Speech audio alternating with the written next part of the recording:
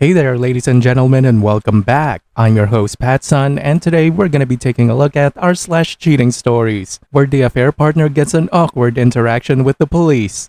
Let's begin. My fiance cheated on me after 5 years. This happened 6 years ago. Posted by Reddit user Obvious Sun. I discovered 6 years ago that at the time my fiancé, Ashley, was cheating on me with a friend, Dilbert, of her sister, Brittany. Just after we celebrated our 5 years together, 2 years engaged, I received a phone call from an old friend of mine, Megan, who moved back into town with her kids after her divorce from her abusive husband, Keith. I asked Ashley if she would want to go and catch up and meet the kids who we haven't seen since they were 2. Ashley said she was not feeling well from the cold and said that I can go say hi to the kids and see how she's been doing, and maybe Megan can come over on the weekend and we can play with the kids. After saying goodbye to friends and family, I kissed Ashley and said I'll be home in 2 hours. Brittany and Dildo drove Ashley home while I went to Megan's. I arrived at Megan's and was ecstatic to see the little ones run towards me calling me Big Daddy. I am the godfather of both the girls. I gave them both a hug and Megan was approaching me and hugged me from the side and said she missed me. Megan asked where Ashley was and I said just had dinner celebrating our anniversary and she felt sick after ordering the cod fish and chips. Her sister and sister's bitch boy was taking her home to rest up, told her I'd be home in 2 hours. Megan said she was about to put the twins down and asked if I would like to meet up on Saturday with Ashley, and we can take the girls to the park and have a grand time. I said sure, that would be great. Megan said goodnight and I hugged all three again and said welcome home. I can't wait to see you Saturday. As I left, I decided to call Ashley and see if she needed anything from the store. I called twice but figured she was away from the phone, which is like her, never truly has her phone on her most of the time. Usually left at the divider in the main entrance of our home. I called Dildo, no answer, which got me worried, so I decided to call Brittany. She picked up and said, "Hey, how's Megan and the kids?" I said they are doing good and are excited to be back home. I asked where was Dildo and Ashley, and she said she got Paige to come into work for emergency surgery. I said neither picked up the phone. She said that's weird for Dildo to not answer on first ring this early in the night, but that sounds like Ashley. So as my silence became clear to Brittany, as I know Dildo always flirted with Ashley, but Ashley always told him off and even stated he's not allowed around her unless her sister is or I was present with her. Brittany spoke up and said that it's probably nothing. Ashley is probably puking and Dildo's got her hair out of the way or something. Just don't go thinking it won't be good in the end. Just breathe and be calm. It's more than likely nothing, as Ashley is fiercely loyal to you and attention from other men makes her uncomfortable. Sadly, my rage kept building up as neither me or Brittany is with them right now and Dildo sure wouldn't have been there alone with her. Growing up I was in a not-so-happy family. I learned to be silent as a mouse and strike only when necessary. Throughout school I was bullied for being quiet.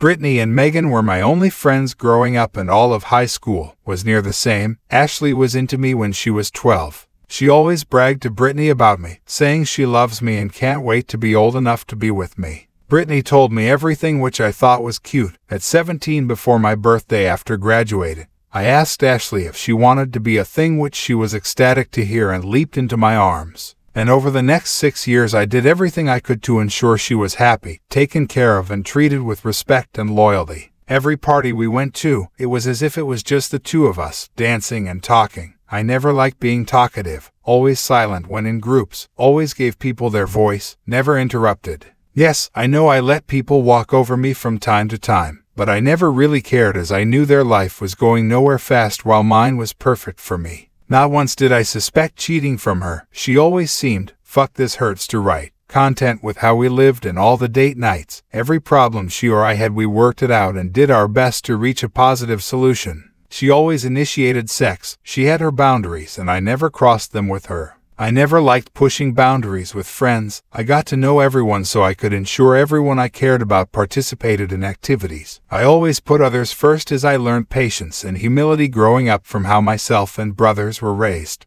I arrived home and parked 3 houses down and tried my best to be calm while walking. I felt my blood boiling. The anger I felt reminded me of my father. He was a large man, 6'7" and 278 pounds, built like a damn walking steel beam, very strong too. Lived on the farm. Me and my brothers are above 6 feet. I am 6 feet 4 and 263 pounds. Broad-shouldered, and when in a fit of rage and anger are terrifyingly strong. My brothers range between matching my dad's height and shorter than me. I have 5 brothers. We all got jobs in construction. I preferred to design and build over running a company, so when my time came, I joined Megan's father's company and yeah, loved every year working there. I was the calm one, and only one who was not charged, jailed, or been a part of for domestic abuse until that night at home. I stood at the front door trying to keep calm, just trying to convince myself nothing's happening. I slowly unlocked and opened the door and entered. Yeah, you guessed it. I just couldn't believe what I was hearing. After hearing what I heard, I just went red, walked up the stairs, and as soon as I got to the door, I stopped and listened as between the bed, headboard, moans, they were talking out of breath. I just stood there trying to reason with how I should do this, trying to be reasonable, until I heard her say those 4 fucking words. Fuck, I just fucking hurts to remember this. I'm sorry, I'm upset, and I don't know how long before I truly break down. Been writing this post for past 3 hours. Broken lane is distracting me. I heard her say come in my ass. Never allowed me to do that, or anal for that matter. I just fucking snapped and smashed the door open. To both of their horror, neither knew I could be angry. Dildo fell backwards and was trembling. That whore said she could explain, but fuck it, I was just fucking done. I just yelled in her face. I'm not talking yell, I mean vein shooing primordial, screaming at her to shut the fuck up. She pissed herself and fainted. I just looked at Dildo, marched to him and picked him up and screamed at him. How long? He said 3 months. I just said get the fuck out of here. He went for his clothes. I said fuck you, you're running home naked or never going home again. He ran away and I followed, and at the front door I slammed it shut with full force, which broke the door frame and sent the door through the other side. Police showed up a few minutes later. I carried the useless whore down to the couch, took my mother's ring off her finger, and took back the necklace I got for our anniversary. The police arrested me and spoke with me. I told them everything about how she acted towards him, how I was afraid he was hurting her, but they were fucking behind my back the last 3 months, and yeah, it's my home. The moment I came home, it was not her home anymore. They also picked up Dildo down the road. Dumbass claimed a giant monster broke into his home and killed his girlfriend. Yeah, Dildo fucked himself in the end. I kicked out whore the moment she woke up, told her to rot in hell. Brittany came over about 7 hours after she dropped them off at my place. She saw police tape in the scene. She asked the officer who was watching over what happened, and she was told that nothing can't be said at this time. She checked her messages from Ashley and went to see Megan to tell her what happened. Megan bailed me out. Her father was with her and said that whatever I needed, everything will be covered. I said I just want to burn it down, please. To now, me and Megan are married now. The Chaos twins are the older sister to 2 boys and a girl. Ashley is dead to me. Also, she is dead and she killed herself after she got knocked up by Dildo and had a miscarriage and he bailed. I'm sorry to say that made me happy as fuck, but it hurts too. I am sorry for the long read. That took a lot out of me tonight. Stay safe, stay loyal, never let anyone walk over you. I wish I had a better ending 6 years ago. I regret asking her out 11 years ago.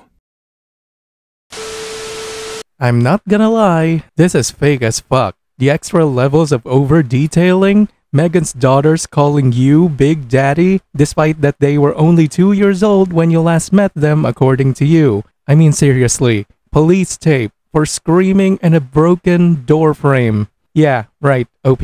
Yeah, sure, that definitely happened, OP. But I have to admit, it is still an interesting read, and I sincerely hope that your book sells well, OP. Viewer support is the best way for me to remain independent and continue bringing you these daily videos, which will always be here on my channels for you to watch absolutely free. So please consider subscribing to me on Rumble and on YouTube. Both will be linked in the description box down below. Thanks for listening, everyone. If you even somewhat enjoyed today's story, make sure to give this video a thumbs up, and if you really like it, consider subscribing to PattSun to never miss a future upload. Stay strong.